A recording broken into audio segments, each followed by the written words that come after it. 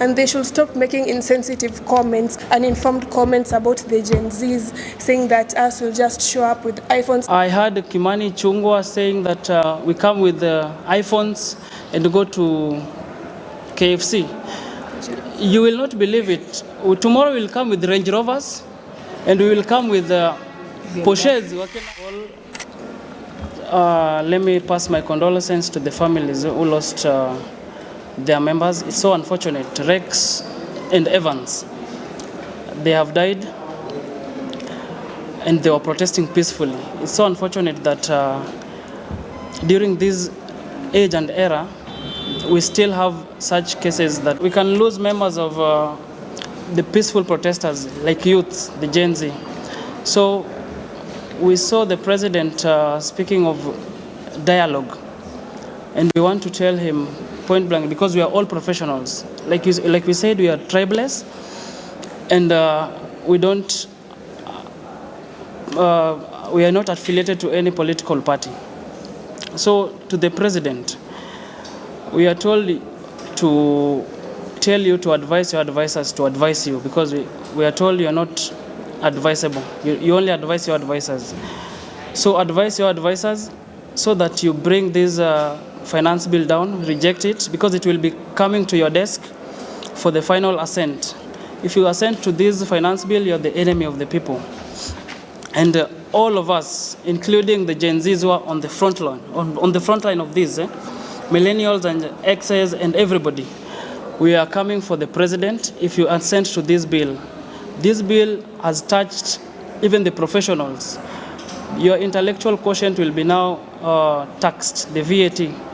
So even you online guys, the digital, you're not left out. You're not safe, you're not left out. So we are asking all professionals to come out. This is not a party, this is not a political party. We saw people coming out to want to register a political party. No, this is not a political party. We are out here as professionals. Watu wa kinyozi, the hairdressers, everybody. We are telling them to come out on Tuesday, tomorrow. Come out with your regalias, professional regalias. If you're a doctor, if you're a doctor, if you're a journalist, come out with your tools. Let us show the president and the world that we are aware of what is happening, and we are ready for everything and anything. We will be peaceful, and we thank everyone who is supporting us as professionals, even our diaspora members.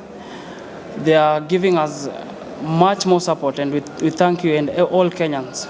So to the president, please, please, please, you said you want to talk to the Gen Zs. You cannot come, if you need equity, you cannot come with dirty hands. You want us to come and sit down. We have no leader. Our leaders are us, everybody, all Kenyans. This is not a party that you can come and call one person to a table and tell them, okay, let us do this like you used to do. This is not a political party. Do not address us the way Moi used to address the opponents. This is different. The wind of change is blowing, and is a paradigm shift. I heard ICHUNGWA saying that we come with iPhones and go to KFC. You will not believe it. Tomorrow we'll come with Rangerovers, and we will come with Porches, wakena Cairo. They have serious cars, and you will not believe. So it's a serious matter. It's not a joke. We ask all professionals to come out in their numbers. This is a peaceful protest, and make no mistake, if police try to do what they do, we have strategies, and we will be giving our members how they will protect themselves. Even the umbrellas will be giving out there tomorrow to shield them from the water cannon. We have all strategies, and we are ready for this. So tomorrow, guys, come out peacefully. Come out and show professionals and show everybody that this regime, this tax should be brought down. Number two, about killing. We want the policemen who did that to be brought to book. If the president wants us to speak to him, those people who caused those heinous acts of killing peaceful protesters should be brought brought to book for us to even listen to anything, because protesters have been killed time and time again. There's nothing happening.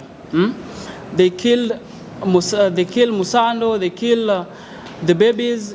Nothing has been happening. So this is the last and the first. Rex and Evans, rest in peace. We will come out for you guys. So maybe I can ask the press to any questions. Yeah, Ama?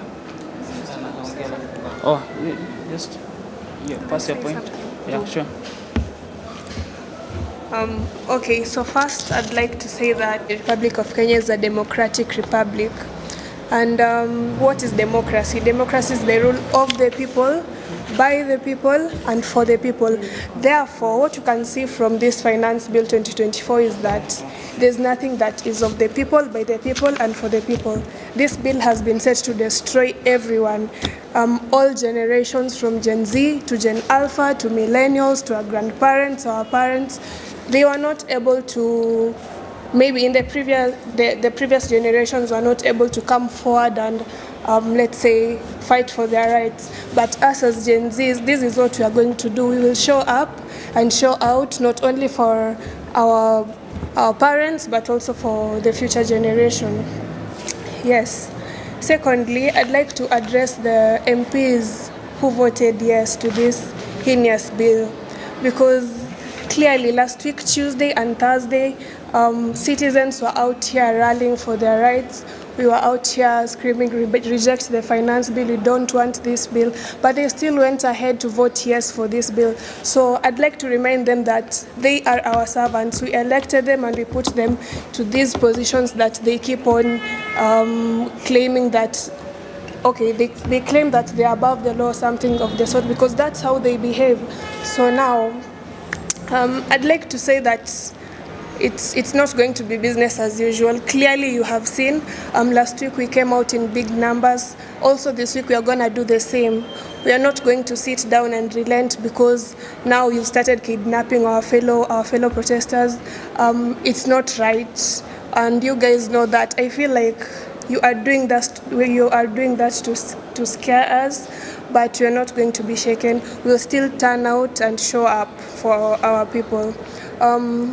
Another thing is that these police officers need to be reminded that we are also doing this for them, not only for us. You know, it's so sad to see that police officers use excess force against us, yet we are also rooting for their rights. The results of this protest will also trickle down to them. We are not just doing this for us, they are also part of the plan.